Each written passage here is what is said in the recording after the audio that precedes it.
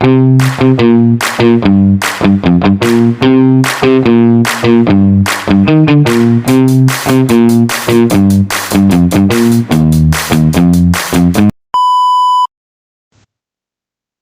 Swastiastu, Assalamualaikum warahmatullahi wabarakatuh, Shalom.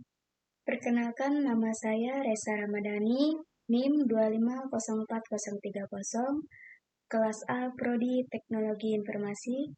Pada kesempatan ini, saya akan mempresentasikan tugas UTS mata kuliah Sistem Informasi Manajemen dengan studi kasus yang berjudul Perusahaan Retail yang Tertinggal Digital.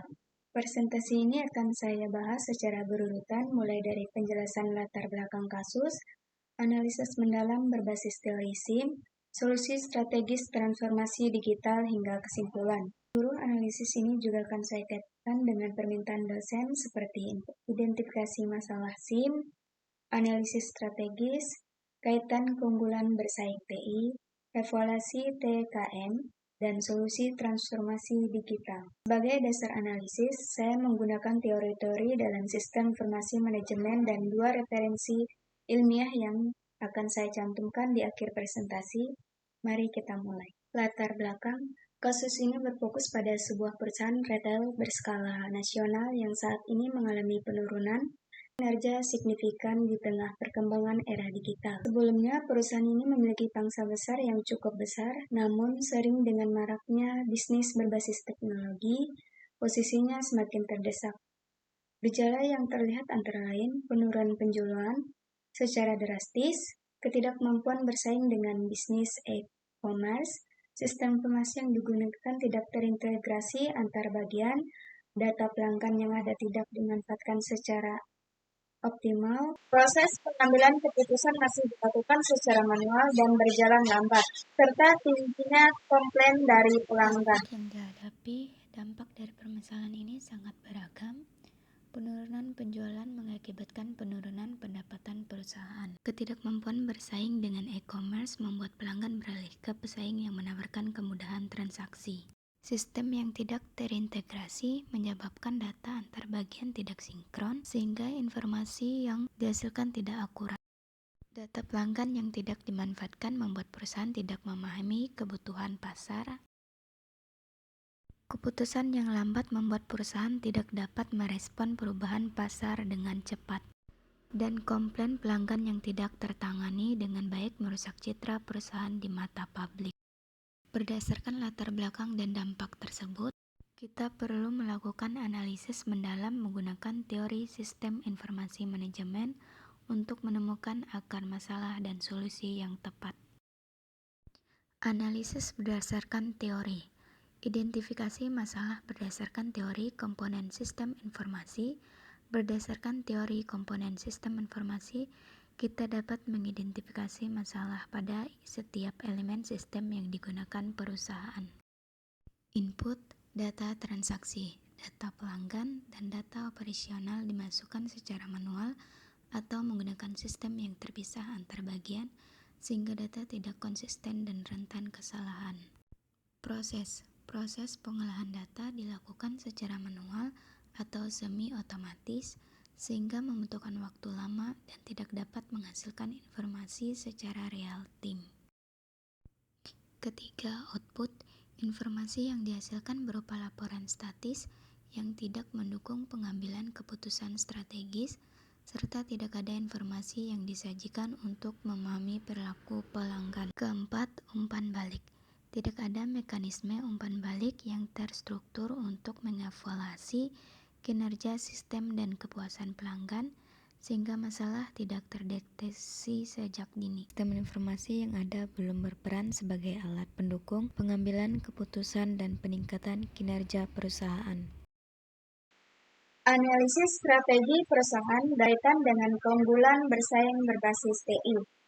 Berdasarkan teori keunggulan bersaing Michael Porter, perusahaan yang mampu memanfaatkan TI dapat menciptakan keunggulan melalui efisiensi operasional dan diferensiasi produk atau layanan. Analisis strategi perusahaan saat ini, perusahaan masih mengandalkan strategi tradisional atau penjualan di toko fisik, tanpa memanfaatkan TI untuk memperluas jangkauan pasar atau meningkatkan efisiensi.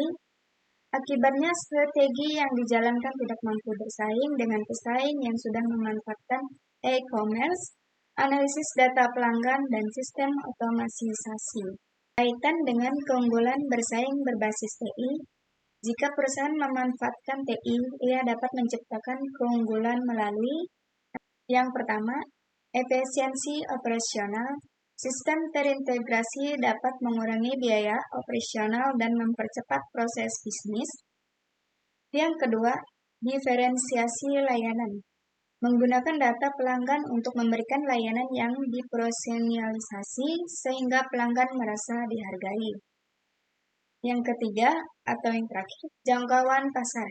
E-commerce memungkinkan perusahaan menjangkau pelanggan di luar wilayah toko fisik. Lanjut ke evaluasi penerapan TKM atau Total Quality Management. TKM adalah pendekatan manajemen yang berfokus pada peningkatan kualitas secara berkelanjutan, melibatkan seluruh karyawan, dan berorientasi pada kepuasan pelanggan. Prinsip-prinsip TKM secara optimal dengan bukti sebagai berikut. Yang pertama, fokus pada pelanggan.